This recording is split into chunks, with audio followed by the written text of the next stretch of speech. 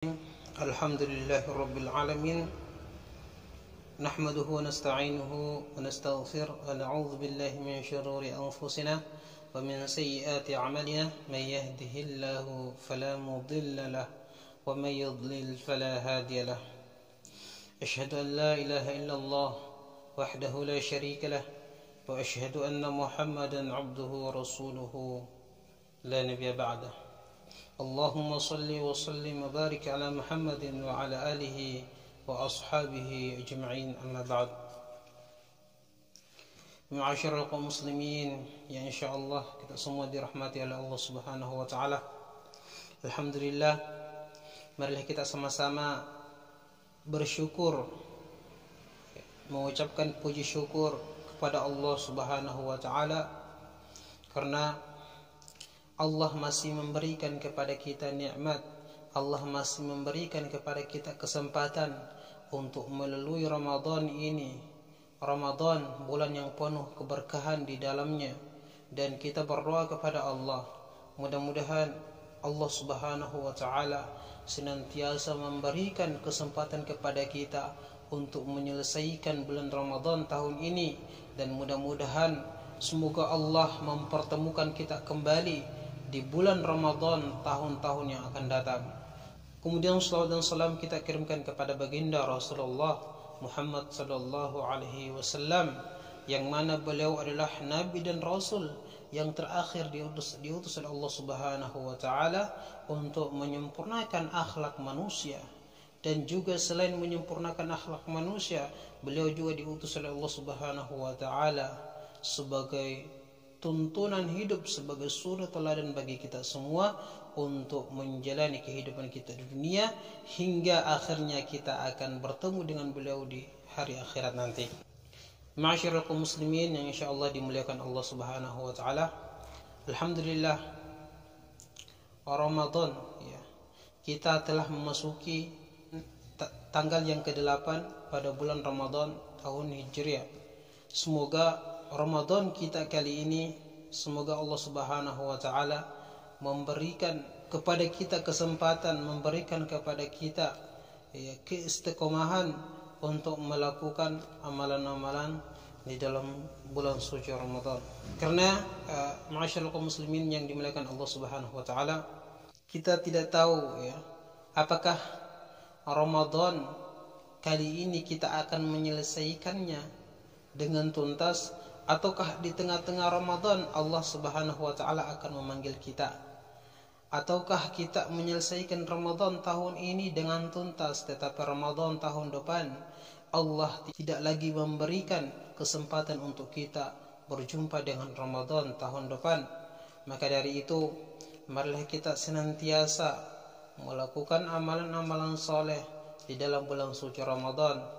Jangan sampai kita termasuk orang-orang yang dikatakan di dalam Al-Quran mereka akan menyesali ketika kematian datang kepada mereka. Sebagaimana Allah Subhanahu wa taala berfirman dalam Quran surah Al-Mu'minun ayat 99 dan ayat ke-100. Allah Subhanahu wa taala mengatakan bahwasanya a'udzu billahi minasyaitonir rajim. Bismillahirrahmanirrahim. Hatta idza jaa ahadahumul maut qalu rabbi irji'uni. Hatta idza jaa, sampai ahadahumul maut ya, sampai kematian ini datang kepada mereka, maka mengatakan qala rabbi irji'uni, ya rabb kami, kembalikanlah kami di dunia. Ini merupakan suatu pernyataan penyesalan yang dinyatakan oleh orang-orang yang ketika telah datang kepadanya malakul maut. Maka dari itu marilah kita gunakan sebaik-baik mungkin kesempatan yang Allah Subhanahu wa taala berikan kepada kita untuk memperbanyak amalan-amalan kita di bulan suci Ramadan. Kemudian Allah Subhanahu wa taala melanjutkan ayatnya, la'alli a'malun salihan fima tarak, ya, agar kami bisa melakukan amalan-amalan soleh yang dulunya kami tidak hiraukan amalan tersebut, yang dulunya kami lalai daripada amalan-amalan tersebut. Di dalam surah Al-Mu'minun di sini ayat ke-99 dan ayat yang ke-100, Allah Subhanahu wa taala menggambarkan orang-orang yang telah didatangi oleh malakul maut. Mereka sangat menyesal ketika didatangi oleh malakul maut. Kemudian penyesalan selanjutnya setelah penyesalan ketika kita didatangi oleh malakul maut, maka penyesalan selanjutnya adalah ketika kita berada di dalam kubur. Jangan sampai penyesalan ini terjadi terhadap diri kita. Maka dari itu marilah kita senantiasa memperbaiki, marilah kita senantiasa memperbanyak, apatah lagi di dalam bulan suci Ramadan, maka mari kita memperbanyak amalan-amalan soleh. Sebagaimana Rasulullah Shallallahu Alaihi Wasallam bersabda, "Man sahibu hadzal qabri." Dalam sebuah riwayat Rasulullah SAW dan para sahabatnya melewati salah satu kuburan. Kemudian Rasulullah SAW bertanya kepada para sahabatnya, "Man sahibu hadzal qabri?" Siapa pemilik daripada kubur ini? Rasulullah bertanya kepada para sahabatnya yang membersamainya berjalan, ya. "Man sahibu hadzal qabri?" Ya. Faqalu fulan. Maka para sahabat menjawab, "Ini miliknya si fulan." Maka Rasulullah SAW bersabda, "Raka'ataini ahabbu ila hadza min baqiyatin dunyakum." Rasulullah SAW mengatakan bahasanya raka'ataini, 2 rakaat salat lebih ia cintai daripada min baqiyatin dunyakum, daripada dunia-dunia yang kalian miliki. Nah, ikhwas sekalian, jemaah sekalian yang Allah Subhanahu wa taala, di dalam hadis ini menunjukkan bahwasanya orang yang berada di dalam kubur adalah orang yang merasa menyesal, ya, bahwa ketika di dunia ia tidak melaksanakan salat, ya, ia tidak melaksanakan perintah-perintah Allah Subhanahu wa taala, maka di dalam kubur Rasulullah Shallallahu Alaihi Wasallam dengan izin Allah, beliau bisa melihat orang yang berada di dalam kubur bagaimana kondisinya. Maka beliau sallallahu alaihi wasallam bersabda kepada para sahabatnya mengenai kuburan tersebut. Maka Rasulullah SAW mengatakan bahwasanya orang yang ada di dalam kubur ini 2 rakaat salat lebih ia cintai daripada dunia-dunia yang kalian miliki. Maka dari itu sebelum Allah Subhanahu wa taala memanggil kita untuk menghadap kepadanya, maka marilah kita memperbanyak bekal kita untuk menghadap Allah Subhanahu wa taala. Kemudian kondisi setelah kita menyesal di dalam kuburan, setelah itu kondisi orang yang akan menyesal pada hari kiamat ketika dibangkitkan.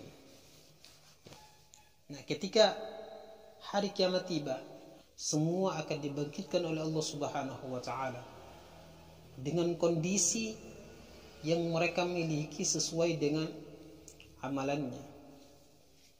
Sebagaimana Allah Subhanahu wa taala berfirman dalam Quran surah Yasin, ya. "Wa nufikha fis-sur fa idzahum minal ajdathi ila rabbihim yansilun." Dan ditiupkanlah sangkakala, maka tiba-tiba mereka keluar dengan segera dari kuburnya menuju Rabb mereka,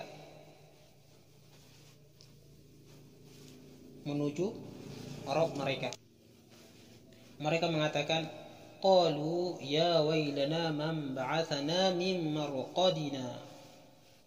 Mereka mengatakan bahwasanya aduhai celakalah kami. Ya. Di sini penyesalan muncul pada diri orang-orang yang lalai daripada perintah Allah Subhanahu wa taala ketika mereka hidup di dunia. Man ba'athana min marqadina, ya. Siapakah yang telah membangkitkan kami dari tempat tidur kami? Di sini pertanyaan yang tidak dibutuhkan jawabannya. Siapakah yang telah membangkitkan kami dari tempat tidur kami? Ini adalah perkataan orang-orang yang ketika Allah Subhanahu wa taala membangkitkan seluruh manusia mulai dari Nabi Adam alaihissalam sampai manusia yang paling terakhir meninggal dunia, maka semuanya itu akan mempertanggungjawabkan apa yang telah mereka lakukan di dunia ini. Jika manusia tersebut melakukan amalan-amalan soleh, beriman kepada Allah, beriman kepada Rasul, beriman kepada kitab-kitab Allah, dan mengimami rukun-rukun iman, dan manusia tersebut meyakini bahwasanya ada hari pembalasan, dan ia hidup di dunia ini, selama hidup di dunianya ia melakukan perintah Allah Subhanahu wa taala dan menjauhi segala larangan Allah Subhanahu wa taala, maka mereka akan dibangkitkan dengan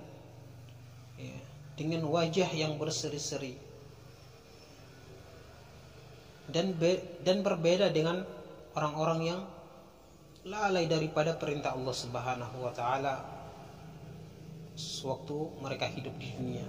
Ketika orang-orang yang lalai daripada perintah Allah Subhanahu wa taala dan mereka ketika dibangkitkan oleh Allah di akhir akhirat nanti, maka mereka akan mengatakan bahwasanya, duhai celakalah kami, ya. Qalu ya wailana, ya, duhai celakalah kami, man ba'athani min marqadina, siapakah yang telah membangkitkan kami daripada tempat tidur kami. Baik, ma'asyiral kaum muslimin yang dimuliakan Allah Subhanahu wa taala, ini adalah beberapa kondisi seseorang hamba akan mengalami hal tersebut jika hamba tersebut tidak menaati, tidak menghiraukan perintah Allah Subhanahu wa taala dan perintah Nabi kita Muhammad sallallahu alaihi wasallam. Barakallahu li wa lakum.